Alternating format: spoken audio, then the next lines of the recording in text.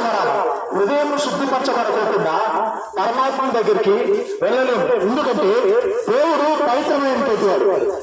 పవిత్రమైన దేవుని దగ్గరికి వెళ్ళాలంటే మనం కూడా పవిత్రపరచబడాలి. పవిత్రపరచబడుకోకుండా దేవుని దగ్గరికి వెళ్ళలేము. మనం పాపంలోనే అదే రీతిగా చనిపోతే మన పాపాలకు శిక్ష ఉంటుంది. అది శిక్ష ఇప్పుడు ఏంటంటే ఆరని అగ్నిగుండం. అయితే పాపం నుంచి తప్పించడానికి పాపం రక్షణకు క్రీస్తు ఈ లోకంలోకి వచ్చారు. ఏ దేవుళ్ళు అందరినీ పాపం చేసి దేవుడు అనుభవించి మైమూర్తంలోకి వచ్చారు.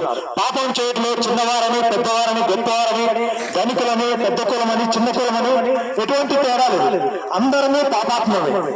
బైబిల్ గ్రంథంలో ఒక భక్తుడు ఏంటి అంటున్నాడు, నేను పాపంలోనే పుట్టిన్నాను.